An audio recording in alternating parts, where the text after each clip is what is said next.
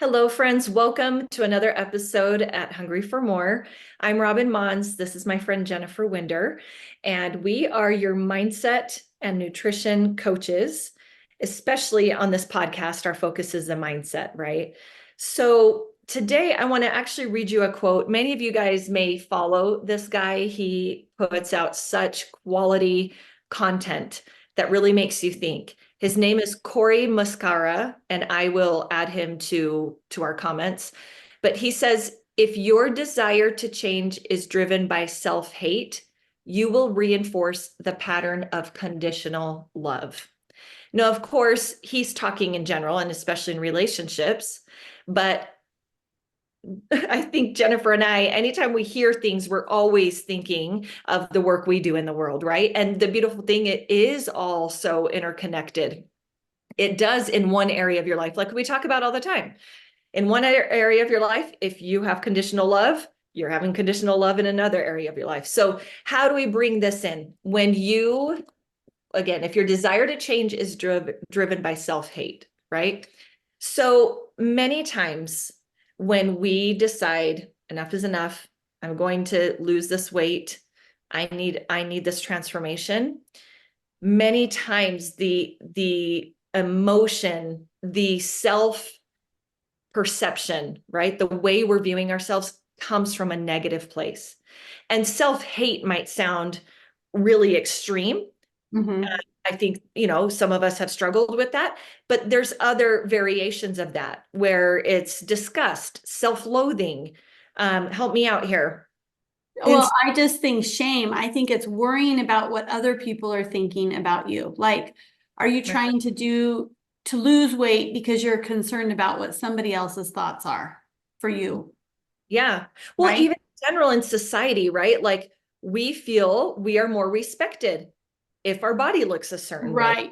And that's something we've created collectively. So And it's, sometimes, people, because they get in their head with this, they carry themselves different because they're worried about what people have been. I know I've been that person before, right? Like there's moments where you're like, oh my gosh, they're probably thinking this about me. They're probably doing this. And, Robin, I know we're not showing it on here, but Robin, you sent me a reel we're that gonna have kind to, of showed the time period that we were growing up in the 90s, right? And it really was like so blatant out there. It wasn't like a taboo thing to say. People were just like, hey, you're heavy. You yeah. do not look good. You could look a lot better or whatever. And so it was just kind of plastered on ads, on TVs, on billboards, Mhm. just anything. It was just like this thought. And so because that happens, you had this assumption that's what people were thinking about you. Sure. And as a result, we turn on ourselves as well. Like, yeah, you are disgusting. This needs to change, right? Right. Well, the desire to lose weight, the desire to feel good in your body, that is not wrong. That's not something that is a selfish desire or a worldly desire. If you're familiar with that language, it is perfectly appropriate to want to shed excess weight that you're carrying. Right. But And sometimes it's not to look like that model that you see. Sometimes it's I want to play with my grandchildren. I want to yeah, get on the floor and play with them. So yeah. it's great to want it for these reasons. Yeah, feel good, move well. And even if you want to look better for you, Yeah. you know what that looks like for you. No shame in any of that. But if you are on a journey of losing weight, really want you to check in with yourself on what my current self-perception is. What is the motivating thought that is driving this, or thoughts, right? And if they feel like a little heavy and you have pressure around it, if you feel conditional, like the rest of that quote, if you are happy with yourself, if you obeyed and did all the things, and then if you're mad and shameful and punishing with yourself when you didn't own up to it, there's that underlying negative self-perception that is what's fueling and sponsoring this goal of yours to lose.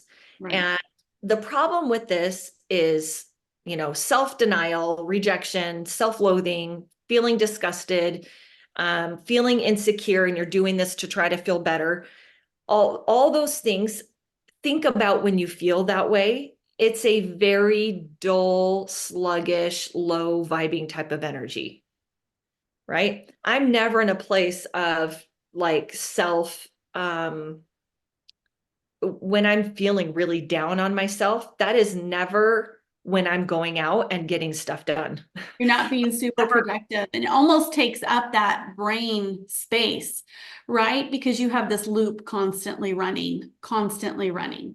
It's exhausting. And Mhm. really, as energetic beings, all different emotions have a different energy frequency and they impact us. They are the fuel for our actions. And when it's low and it's pressured and it's fear-based and it's insecure, it's going to be so much harder. And so sometimes we're starting on these journeys on one of these kind of lower quality types of energy, and we're just pushing ourselves and doing everything we can to force ourselves to follow the plan and to be good and to do it right and to not mess up. And it's just like we just pile it on. And again, we tend to be more conditional in our self-acceptance based on if we were good or not. Mhm. Mhm. So that keeps us in the cycle where we mess up.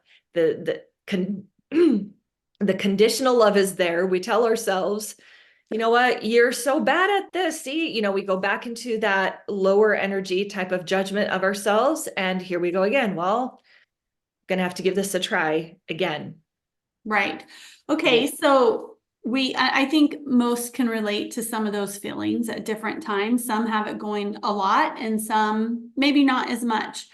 But let's talk about how we can come from a different place to achieve the same goals, but with a total peace and total acceptance of what's going on. Good. We tend to think we'll feel peaceful and we'll be happy and proud of ourselves and accept ourselves more once we prove to ourselves that we're worthy of that by following the program, by doing the things and getting the result. But that is not where it comes from. And that's actually good news. Yeah. It is a self-generated thing that we have the power at any moment to call upon those types of feelings. Okay. And it's going to come by being intentional with how you're thinking about yourself. And some people might say, okay, yeah, you're saying self-love is going to be the better motivator, but I'm so far from feeling that for myself or for my body. And what do I do with that? It just feels phony. Like it feels more true that no, look at me. This is disgusting. It's got to change, right? So Mm-hmm.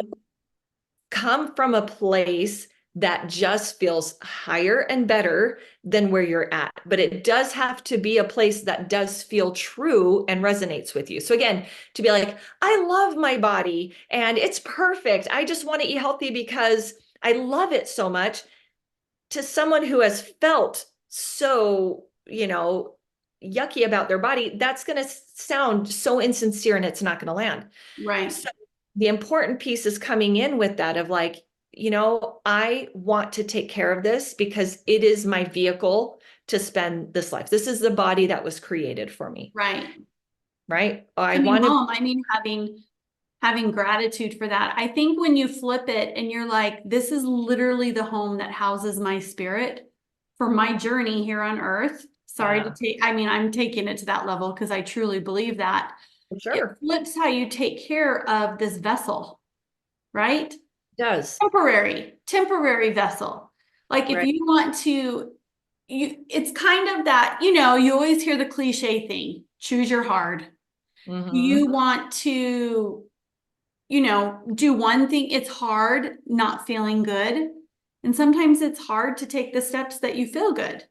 Choose your hard. Do what it Right? takes to feel good. Do Yeah. what it takes to feel good. And sometimes it's hard to sit there and to just beat yourself up. And sometimes it's hard to find the good in you, right? Mhm.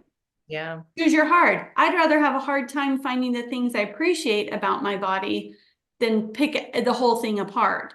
And so it's really just, how am I going to take care of this body why I'm here joined with it. Right. Without, sometimes we go to that and we're like, without the shame-based idea of like, and I have to be, if I eat something, it means I'm treating this body terrible. Right. No, No, we're right? But conscious. We're just trying to be conscious. That's our goal, is to really just let your mind be in tune with your body and what your body is asking for. yeah. So let's kind of play this out, right? Like you can do and eat the same way and feel a lot of pressure and that desperate energy around it, or you can literally make the same choice and have a completely different experience. And this is what we're Right. talking about.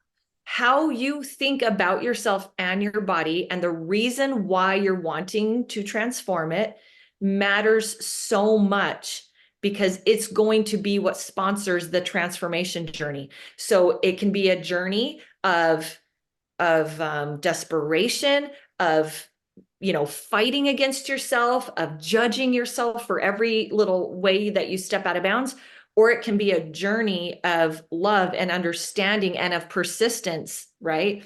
Even saying no, it can come from that place of love. So, well, I think I just illustrated that the same choice can come from two different things, right? Right. So as you apply the practice that we teach all the time with conscious eating, this is something we love so much because it is fueled with like being aware and listening to yourself is a loving act. That's what we do for people we love, right? I'm aware of you. I'm aware of your needs. I'm aware and I listen to what you have to say and I respond with love. And so just the practice itself is so loving. So if you can bring your thoughts about yourself to match that, right? Like, hey, I'm going to step forward and I'm going to apply the practice they're teaching because I care enough that I want to take good care of me. Right.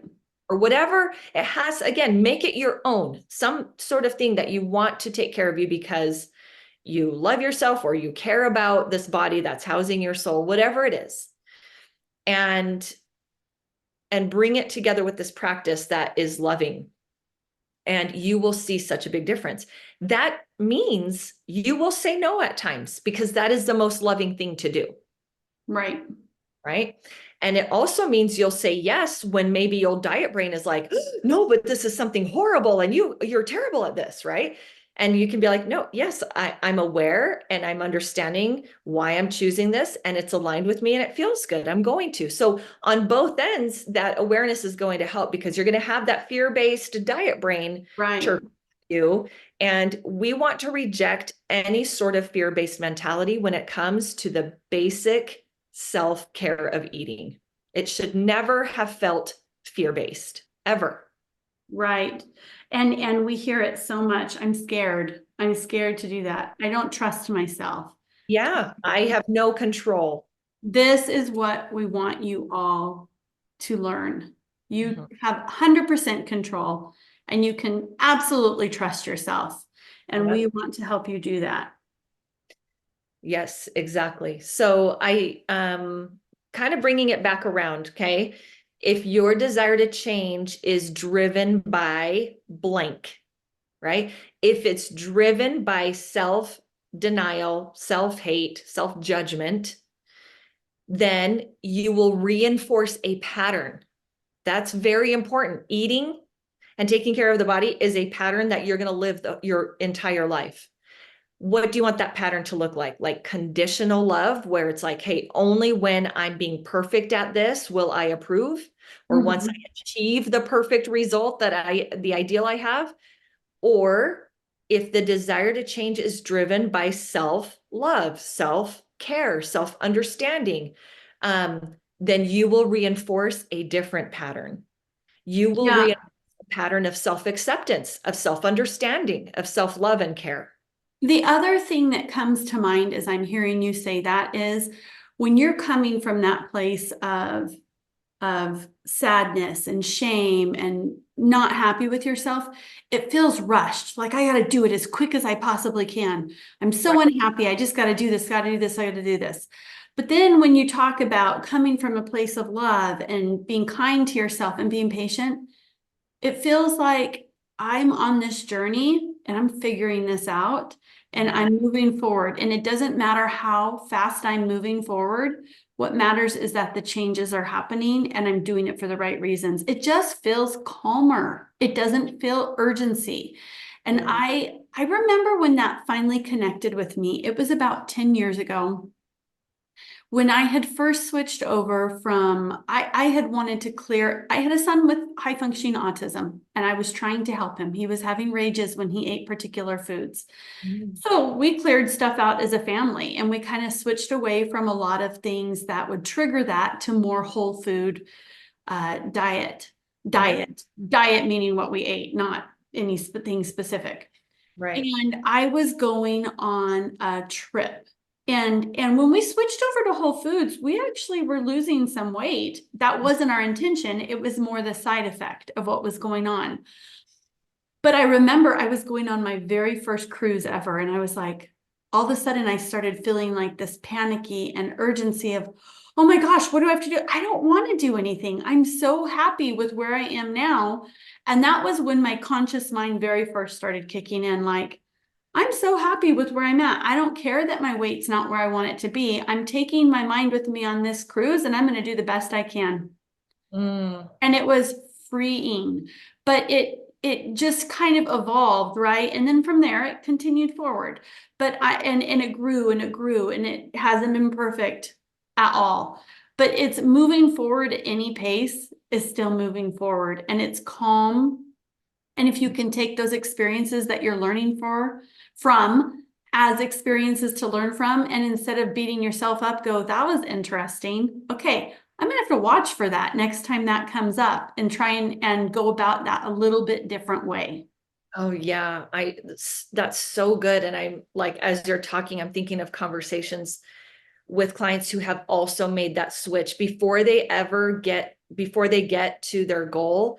There is something that clicks and flows. That's like, what's the big rush? It doesn't mean they're not working at it. It doesn't No. mean they're not getting results or that they're serious about it, but that urgency and the panic, and that is coming from when you're in that mindset, you think the result is going to alleviate the self judgment, Mm-hmm. but it doesn't work that way.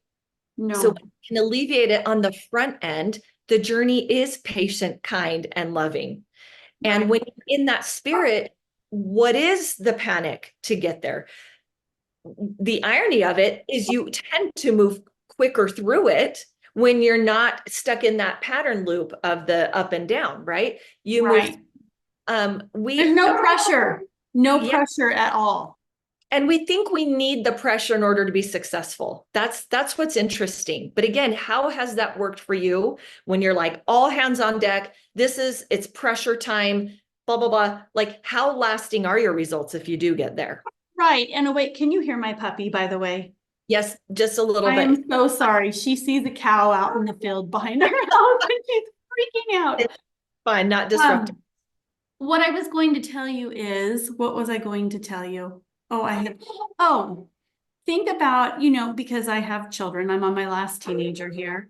I think about how I parented my older ones and maybe the way I reacted to things that they did was more of a reaction versus Right. a response. It's like whenever oh, now there's a cat. Wow, everything's going crazy. Uh, When when it was like, no, you're not doing that. No, you can't do that. Did it make them not do that? right. It did not. When I Yeah. talk with my other children, and this is part of the process of parenting, right? We learn these things as a parent. When the process goes, and now my daughter's coming to me with maybe something I would have told my older children, yeah, no, it's more of, let's talk through this. Yeah. Makes the most sense for you to do. Let me What do you understand think? you and where you're Let me coming. understand you. It's handled different. And you know what? Maybe sometimes she chooses things that I wouldn't have chosen, but it's more of she's figuring her stuff out too, right? It's just a little bit different. But most of the time when you're like, no, don't do it, that's exactly then what we want to do. And it's Oh, the same as crazy diet mentality, any of that. Tell me I don't want it, and then it's all I want. yeah, it's that rebel mentality for sure that comes up Naturally born rebel here. because our natural state of being is love. Yeah, That is our natural state of being. And so when we're coming at an angle that doesn't sound that way, doesn't feel that way, it is very difficult to see ourselves through the choices it takes, right? The decisions and choices and the effort it takes. It's really hard to see that through. And just to finish up, when you were talking about your shift, I am remembering several clients, like I said, before ever arriving, where they talk about the same thing. I went on this trip and I didn't feel like, my weight was at the ideal, but I enjoyed myself yeah, because they had made that shift from the self-love and patient and kindness. And again, it goes into every area of your life, right? So right. that's one of the beautiful things to see transforming is before you even arrive, the attitude and the desire that's driving your change comes from that place that is more natural to who we are. And that's loving, that's harmonious. And so lean into that. Notice how you're talking to yourself. Notice what the underlying desire to change. Does it come from you've got to do this because type of feeling? Transfer it over, Yeah, upgrade it to something that feels better and that still feels sincere to you. And you'll notice a difference in the actual process. Feels right. completely So different. that's our challenge to you is to figure out where your desire for changing is coming from. Yeah. And then if you're finding it's from one area that maybe isn't the best reasons, transferring it over to find those reasons that speak to your heart. Yeah. All For right. you alone and nobody else. Exactly. Yep. Exactly. All right. That's what we have for you this week. We'll see you again soon.